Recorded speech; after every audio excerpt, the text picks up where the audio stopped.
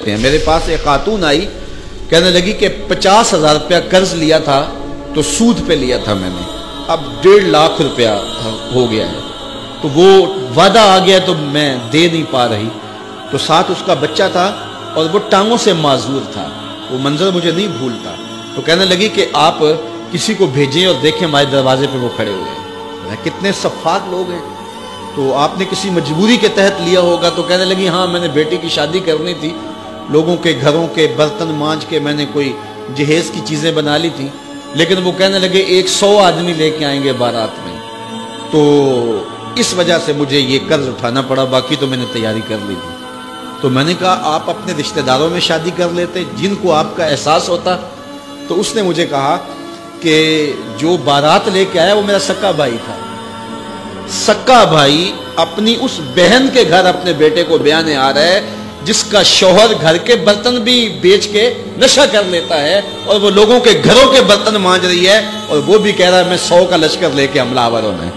اسے نہ شرم آئی نہ حیا آیا، اور اس نے لوگوں کے جو ہے وہ برتن مانج کر کے جہیز بنایا، پھر سود پر رقم اٹھائی اور پھر اس نے ان کی 100 کے لشکر کی دعوت کی، اور وہ سمجھتا ہوگا کہ میں اپنی عزت بنا لی ہے، اور میاں تو 3 بندے لے کے آ جاتا اور کہتا کہ ہم کھانا کھا کے آئیں گے، آپ کے گھر سے چائے پئیں گے، عرش کا رب اتنا راضی ہوتا کہ تجھے اتنا نوازتا کہ تجھے کوئی کمی باقی نہ رہتی۔ لیکن غریب بھی غریب پہ ظلم کر رہا ہے، امیر بھی امیر پہ ظلم کر رہا ہے، تو یہ رسمیں ختم ہونی چاہیے، اور یہ دنیا میں کسی خطے میں یہ بیماری نہیں ہے سوائے بر صغیر کے۔ اور وہ کیا؟ یہ جہیز، کہ باپ ساری زندگی کماتا رہتا ہے اور بیٹی کو دیتا ہے، پھر دوسری بیٹے کے لیے کماتا ہے، پھر تیسری بیٹی کے لیے کماتا ہے، اور ساری زندگی جو ہے وہ جہیز میں لٹا دیتا ہے،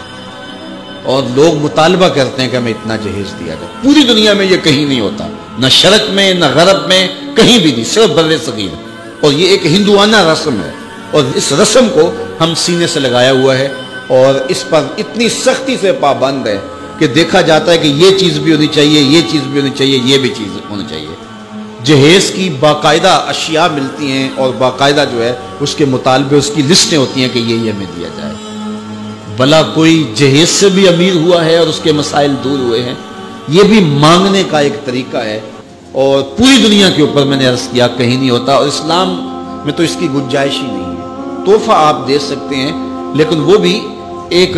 جو ہے وہ مخصوص دائرہ ہے، لیکن جب یہ سلسلہ ایک مرض بن جائے تو اس وقت اس سے بھی ان حالات کے اندر آپ کو گریز کرنا چاہیے، اور اس مصیبت سے بھی جان چھڑانی چاہیے کہ جو ہے وہ 1000 کا لشکر لے کر بیٹی والوں کے گھر حملہ آور ہوتے ہیں، کس نام پہ، کس وجہ سے،